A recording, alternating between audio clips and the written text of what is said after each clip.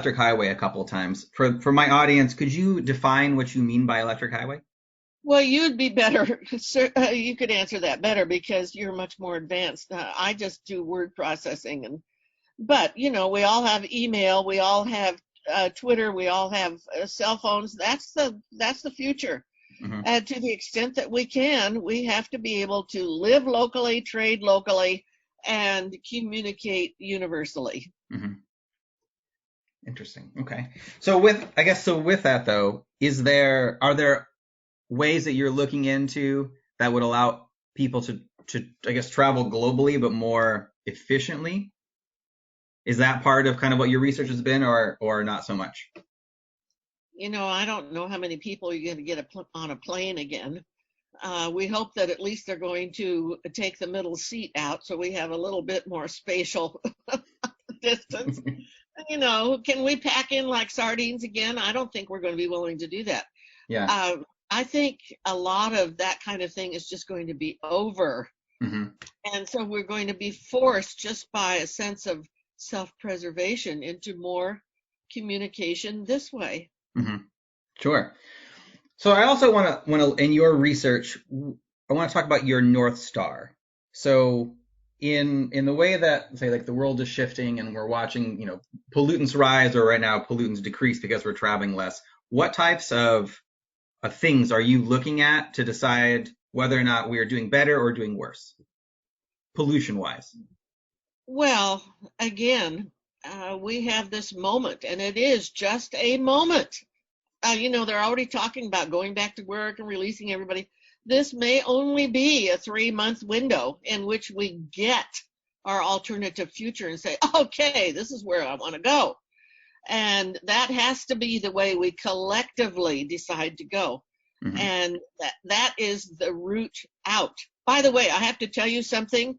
I think I'm the only person on the planet who knows this, and I get to share it with you. And that is the fact that tomorrow, April 16th, is the 165th birthday of the birth of gasoline. Oh. It was born in a test tube in Yale University, you'll appreciate this, in 1855. How about that? That's a great Yale fact. I did not know. You heard it here first. Yale University, 1855, and it's in my blog on fuelingchange.org. I told the story. And so gasoline was around for 40 years before it was usable because there was no internal combustion engine. Mm-hmm. And then in 1895, they finally created internal combustion engines in this country. They already existed in Europe, and there's a great story about a car race in which that introduced that whole idea. Yeah. And then we got rid of horses, which was a huge, huge energy transition. You have to realize, to let go of horses and take on horsepower, that was the big thing of the 19th century. And it's just rich mm-hmm. with details about fuel and energy transition, and it really hasn't been studied. So they let go of horses and took on horsepower, and then the oil companies created the gasoline mania and addiction, and we've been doing that ever since. And for a while it was great, until there was so much pollution from cars. I have to tell you that my grandparents told me in the 1930s in Los Angeles, the air pollution was so bad they could not see to drive into the driveway. My grandmother had to get out on her hands and knees and find the curb and help my grandfather get the car. This was at noon in LA in the 1930s. So we've come a long way, but we have to stop it. Right. Wow. That's intense. So what I like about your book is you've started, I guess, locally and then gone globally. For right. other people who also, besides the fact that they could, say, drive less, what other ways can we look at locally within our communities to also aid in this environmental crisis? Well, we have to stop ignoring the poor. Holy cow.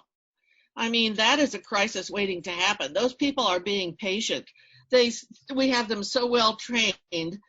they think that we're going to give them enough, and we never give them enough. They never get enough, while the rest of us have too much.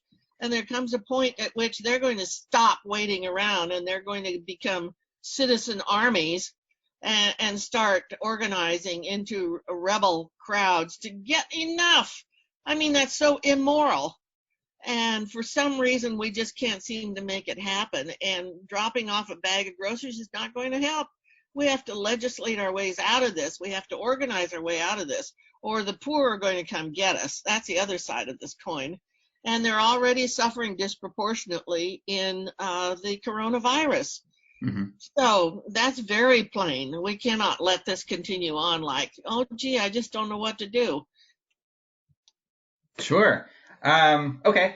So again, I want to thank you so much for taking the time to chat with me about this. What I would, for my final question, based off of everything that you've done and experienced so far, what would you say has been the best advice that you've ever received? Fear not. And where did you hear that from? I think my mother. We went through a lot of trauma with a very difficult divorce, and more adventures with that by the first 12 years and then we ought to have. It was just a way of holding a strong center. Mm-hmm. And we really didn't talk about it. We just faced the fear and went through it, and things turned out well.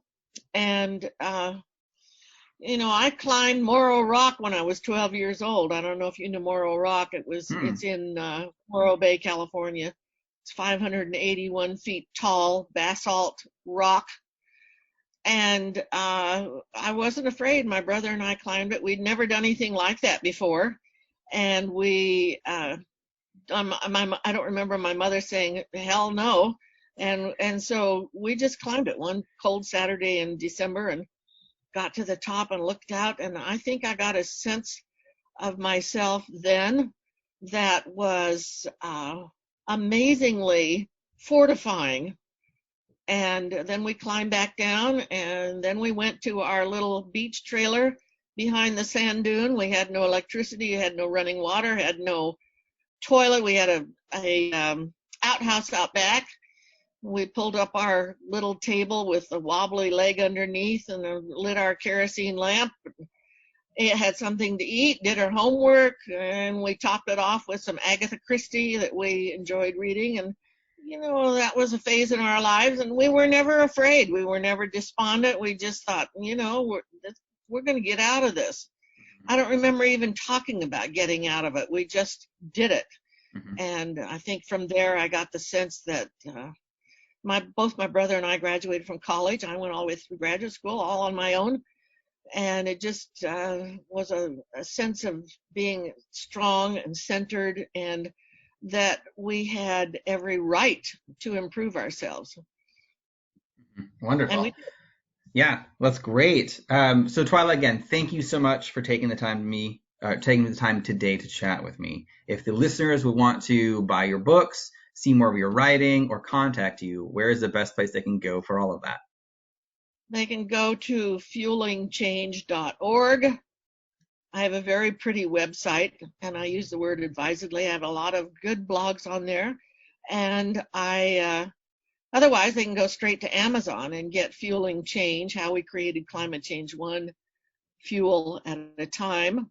It's all about fuel all the time. And as soon as we realize that, we can begin to make more intelligent choices. Wonderful. Well, Twyla, again, thank you so much. I will put those links to the show notes, including a link to your book, Fueling Change, and so listeners can click right through. Again, thank you so much for your time. I hope you have a great day. Welcome. You too. Bye. Thank you for listening to another episode of the Advance Your Art podcast. If you like this episode, please go into iTunes and give us a 5-star rating. And while you're there, hit the subscribe button so that every single time I release a new episode, it will go directly to you without even thinking about it.